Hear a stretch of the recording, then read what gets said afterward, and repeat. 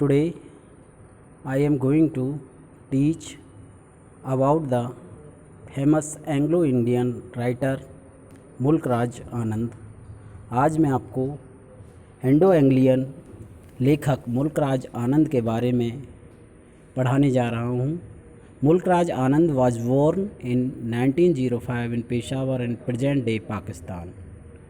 मुल्क राज आनंद का जन्म 1905 में पेशावर में हुआ था, जो इस समय पाकिस्तान में है। A pioneer of Indian writing in English. Mulk Raj आनंद अंग्रेजी साहित्य में भारतीय लेखन के अग्रदूत कहे जाते हैं। He gained an international following early in his life. उन्होंने अपने जीवन में एक अंतर्राष्ट्रीय ख्याति अर्जित की। हिज नॉवेल्स, उनके उपन्यास Coolie and Untouchable set an entire generation of educated Indian thinking about Indian social evils that were perpetuated in the name of religion and tradition.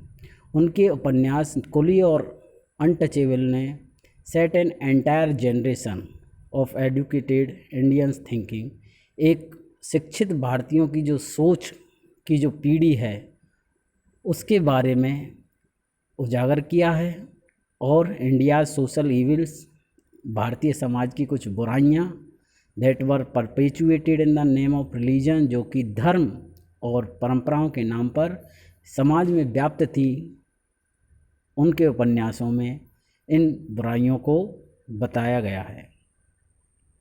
These and other early novels and short stories brought into sharp focus the dehumanizing contradiction within colonized Indian society. These ये उपन्यास and other early novels और उनके कुछ प्रारंभिक उपन्यास और कुछ संक्षिप्त कहानियाँ ब्रॉट इनटू शार्प फोकस, मुख्य रूप से केंद्र में लाए द डीह्यूमनाइजिंग कॉन्ट्रडिक्शन, अमानवीय विरोधाभासी जो बुराइयां हैं within colonize Indian society, जो कि सभ्य भारतीय समाज में जो बुराइयां पैदा हुई उनके बारे में मुख्य रूप से केंद्रित हैं। Through his writing he revealed that in addition to the foreign colonialism of Britain there existed layers of colonialism within Indian society. Through his writings, उनके लेखनों के द्वारा, ही रिवील्ड, उन्होंने उजागर किया that in addition to the foreign colonialism of Britain, कि Britain की जो विदेशी कॉलोनियल सिस्टम के अतिरिक्त there existed layers of colonialism, इसके अलावा भी कॉलोनियलिज्म की जो परतें थीं वो भारतीय समाज के अंदर थी। This internal colonialism stood in the way of Indian transition to the modern civil society. और इस प्रकार का ये जो आंतरिक कॉलोनियल जो सिस्टम था वो एक तरह से भारत के अंदर जो आज आधुनिक सभ्य भारतीय समाज है उसके बीच में एक ट्रांजिशन, एक संक्रमणकालीन रास्ता तय करता है। While exposing the overarching divide between the British and colonized India, उन्होंने ब्रिटिश और कॉलोनाइल भारत को एक्सपोज किया, उनकी जो बुराइयां थी, उस समाज की, उस सभ्यता की जो बुराइयां थी उसको उजागर किया। He reveals an Indian society creating its own layers of coloniser and colonised. उन्होंने रिवील्स एन इंडियन सोसाइटी, एक भारतीय समाज को उजागर किया, क्रिएटिंग इट्स ओन लेयर, ऐसा भारतीय समाज जिसने खुद की अपनी परतें क्रिएट की थी। Thereby rendering the fledging Indian nationalism and extreme problematic concept, जिसके कारण फ्लेजिंग इंडियन नेशनलिज्म जो राष्ट्रीय थी, भारतीय राष्ट्रीयता थी, उसके अंदर एक प्रॉब्लमेटिक कंसेप्ट उत्पन्न हुए, एक समस्यात्मक धारणाएं उत्पन्न होती चली गईं।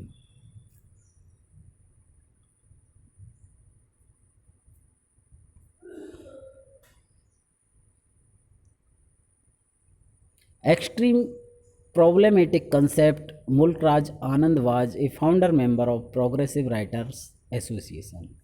एक्सट्रीम प्रॉब्लमेटिक कंसेप्ट उन्हीं कॉलोनियम सिस्टम के चलते समाज में उत्पन्न हुई थी।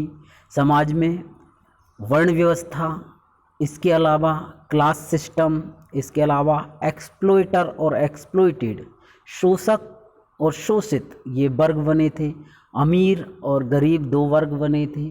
क्लास जातियों में विभक्त हो गए थे।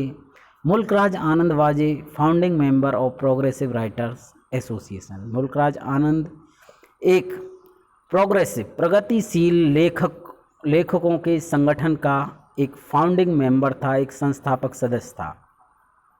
ए national level organization that wielded considerable influence during India's freedom struggle and beyond। A national level organization, एक राष्ट्रीय स्तर का एक संगठन जिसके मुल्कराज आनंद संस्थापक सदस्य थे। दैट wielded considerable influence, जिन्होंने एक वैचारिक इन्फ्लुएंस, प्रभाव ड्यूरिंग इंडियाज़ फ्रीडम स्ट्रगल, भारतीय स्वतंत्रता संग्राम के दौरान एक वैचारिक इन्फ्लुएंस, प्रभाव कायम किया। N incredibly prolific writer, Mulk Raj आनंद इनक्रेडिबली अविश्वसनीय रूप से एक प्रोलिफिक राइटर थे, एक बहुमुखी लेखक थे। Mulk Raj Anand creative career spanning a period of more than 25 years. Mulk Raj Anand का साहित्यिक जीवन काल है वो लगभग 27 वर्षों तक उसका चक्र रहा, फैलाव रहा। Has been inextricably intertwined with the search for just, equitable and forward looking India। उनका ये जो 27 वर्षीय 25 वर्षीय जो जीवन काल था, साहित्यिक जीवन काल था, उसमें उन्होंने केवल एक भारतीय जो सभ्य इंडिया है उसके बारे में खोज की। He has written extensively in area as variegated and diverse as art and sculpture। He has written, उन्होंने लिखा extensively, अत्यधिक विस्तृत रूप में, in areas, विभिन्न क्षेत्रों के बारे में, as variegated, विविध क्षेत्रों के बारे में, and diverse, विविधताओं के बारे में, as art, कला के बारे में, and sculpture, स्थापत्य कला के बारे में, पॉलिटिक्स, राजनीति के बारे में, इंडियन लिटरेचर, भारतीय साहित्य के बारे में, एंड हिस्ट्री ऑफ आइडिया, और विचारों के इतिहास के बारे में। He kept is constant touch with literary gent from across the globe, और उन्होंने अपना जो कॉन्स्टेंट टच, नियत रूप से जो रुझान था उनका literary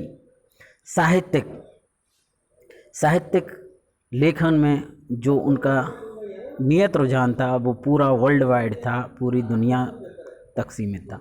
among them E.M. Forster who wrote a foreword to his novel Untouchable. उनके बीच में E.M. फॉरेस्टर भी था जो कि उन्होंने अनटचेबल के बारे में अपने कुछ शब्द लिखे। Mulk Raj Anand received the international peace prize from world peace council. Mulk Raj Anand को उनकी लेखन शैली के कारण एक अंतर्राष्ट्रीय शांति पुरस्कार दिया गया वर्ल्ड पीस काउंसिल की तरफ से। वर्ल्ड पीस काउंसिल की तरफ से मुल्कराज आनंद को इंटरनेशनल पीस प्राइज़ मिला, साहित्य अकेडमी अवार्ड मिला, पद्म भूषण मिला, एंड लेबर होम फेलोशिप, और इसके अलावा लेबर होम फेलोशिप अवार्ड भी उनको दिया गया। The Library of Congress has more than 150 publication by on him in its collection। और कांग्रेस की जो उनकी लाइब्रेरी थी उसके अंदर लगभग 150 कृतियाँ उनके संग्रह में शामिल हैं। तो आज के लिए हमने मुल्कराज आनंद का जो इंट्रोडक्शन दिया, परिचय दिया, वो आज के लिए समाप्त होता है। Thank you all the students.